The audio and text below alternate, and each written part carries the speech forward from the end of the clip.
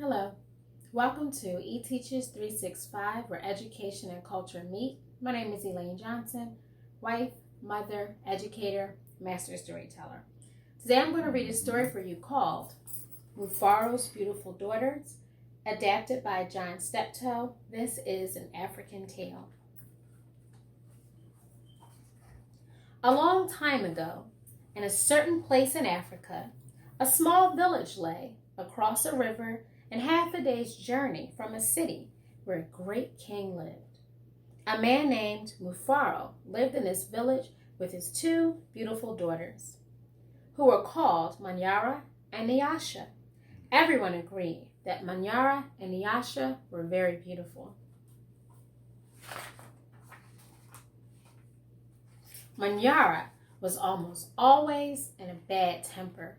She teased her sister whenever their father's back was turned, and she had been heard to say, "Someday, Nyasha, I will be a queen, and you will be a servant in my household." "If that shall come to pass," Nyasha responded, "I will be pleased to serve you. But why do you say such things? You are clever and strong and beautiful. Why are you so unhappy?"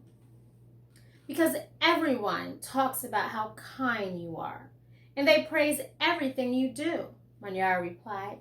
"I'm certain that Father loves you best, but when I am a queen, everyone will know that your silly kindness is only weakness."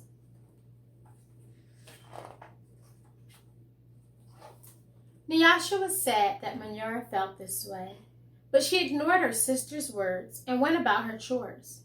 Nyasha kept a small plot of land on which she grew millet, sunflowers, yams, and vegetables.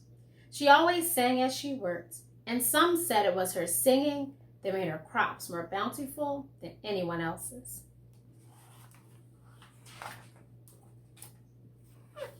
One day, Nyasha noticed a small garden snake resting beneath a yam vine. "Good day, little Nyoka," she called to him. "You are welcome here. You will keep away any creatures who might spoil my vegetables." She bent forward, gave the little snake a loving pat on the head, and then returned to her work. From that day on, Nyoka was always at Nyasha's side when she tended her garden. It was said that she sang all the more sweetly when he was there. Mufaro knew nothing of how Manyara treated Nyasha. Nyasha was too considerate of her father's feelings to complain, and Manyara was always careful to behave herself when Mufaro was around. Early one morning, a messenger from the city arrived. The great king wanted a wife. The most worthy and beautiful daughters in the land are invited to appear before the king, and he will choose one to become queen, the messenger proclaimed. Mufaro called Manyara and Nyasha to him. "It would be a great honor to have one of you chosen," he said. "Prepare yourselves to journey to the city. I will call together all our friends to make a wedding party. We will leave tomorrow as the sun rises." "But my father," Manyara said sweetly, "it would be painful for either of us to leave you, even to be wife to the king. I know Nyasha would grieve to death if she were parted from you. I am strong. Send me to the city, and let poor Nyasha be happy here with you." Mufaro beamed with pride. "The king has asked for the most worthy and the most beautiful. No, Manyara, I cannot send you alone. Only a king can choose between two such worthy daughters. Both of you must go." That night, when everyone was asleep, Manyara stole quietly out of the village.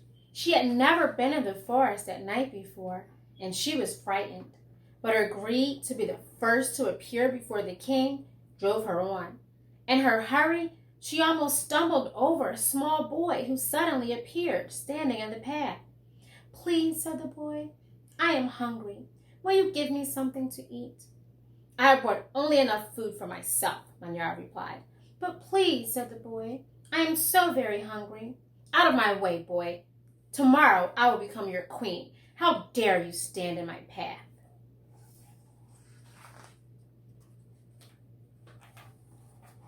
After traveling for what seemed to be a great distance, Manyara came to a small clearing. There, silhouetted against the moonlight, was an old woman seated on a large stone. The old woman spoke. "I will give you some advice, Manyara. Soon after you pass the place where two paths cross, you will see a grove of trees. They will laugh at you. You must not laugh in return. Later, you will meet a man with his head under his arm. You must be polite to him." "Hey, how do you know my name? How dare you advise your future queen? Stand aside, you ugly old woman," Manyara scolded, and then rushed on her way without looking back. Just as the old woman had foretold, Manyara came to a grove of trees, and they did indeed seem to be laughing at her. "I must be calm," Manyara thought. "I will not be frightened." She looked up at the trees and laughed out loud. "Ha ha! I laugh at you, trees," she shouted, and she hurried on. It was not yet dawn when Manyara heard the sound of rushing water. "The river must be up ahead," she thought. "The great city is just on the other side."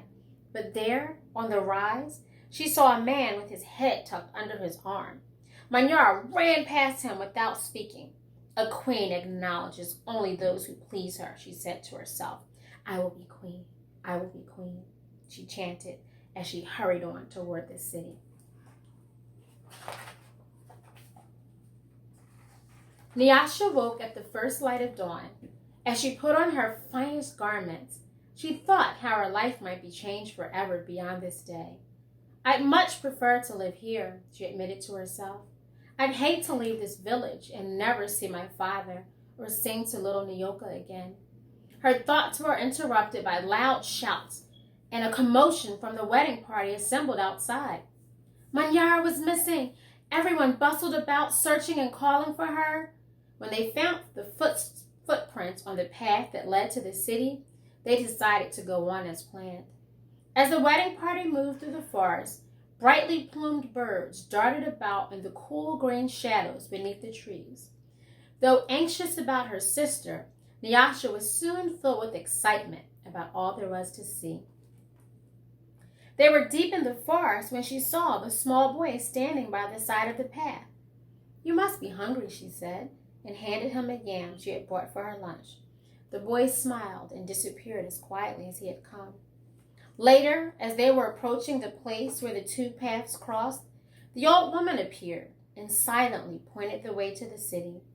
Nyasha thanked her and gave her a small pouch filled with sunflower seeds.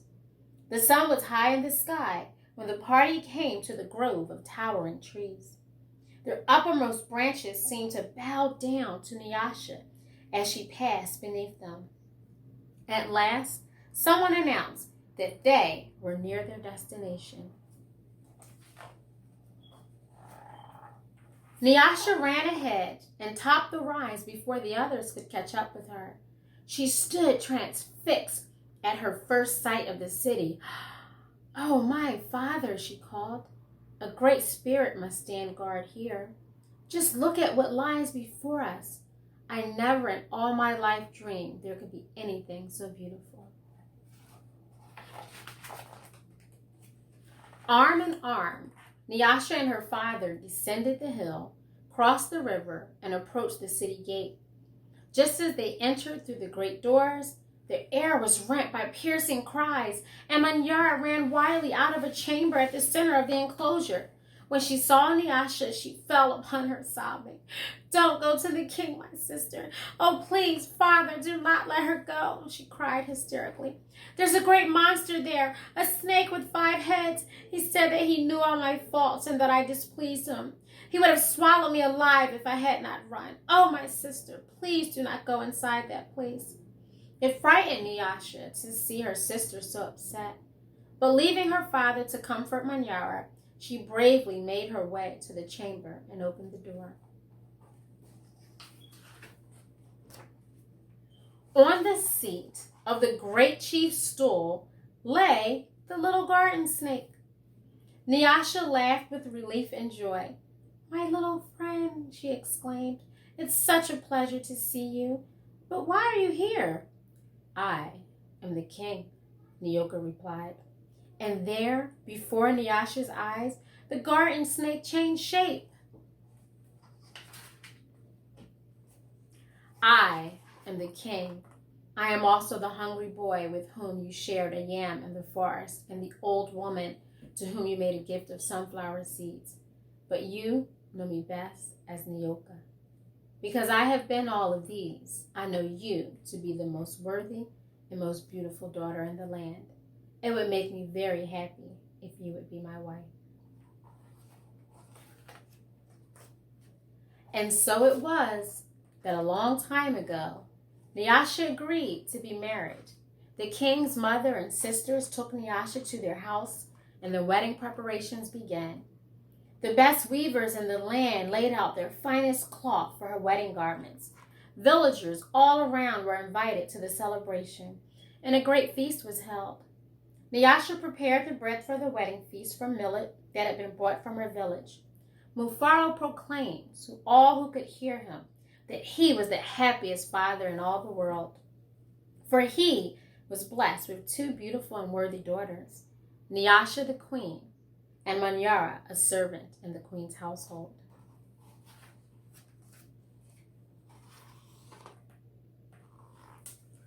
Mufaro's Beautiful Daughters by John Steptoe. So, why did I choose Mufaro's Beautiful Daughters? One reason is that in my classroom, as well as in my own home, I know that Juneteenth is coming up. I know that people spend time talking about slavery. What I was always taught as a child is that we were prisoners of war, and it was always used enslaved Africans. And so before my children or my students hear anything about slavery, they have to know about Africa. It is very intentional and it is very important. This is a great book to use map skills. There are a number of resources online. Teachers Pay Teachers for teachers that give you great resources. But this is a great map resource because the setting, Zimbabwe, where the story takes place, there are pictures in here that shows the Great Zimbabwe.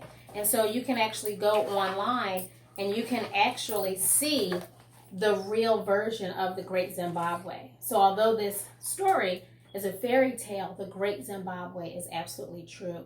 It was actually a place of great trading, gold, diamonds, and it was a great trading center for Africans that lived in Zimbabwe. It also speaks to the wonderful builders that are in Zimbabwe. They are still trying to figure out how was the great enclosure built. And so I share with my students about the Great Zimbabwe. We look at it on a map. There is a PBS special, African Civilizations, where Dr. Henry Louis Gates talks in great detail about the greatness of the Great Zimbabwe ruins. And as a teacher and as a parent, the concept of beauty, I want my children and my students to know that there are all different types of beauty. Traditionally, in classic fairy tales, the princesses are not brown. And so I think it's important that we share stories of diversity. This is a great way to talk about fairy tale tropes, meaning you're going to see royalty, you're going to see a villain, you're going to have a hero, there's instances of magic. And so all of these things that children of a certain age start to know about fairy tales, but as an African tale. The fact that we are learning about beauty in different genres and different places is also important. I think colorblind is a myth. I don't want teachers or parents or people to think that you don't see color.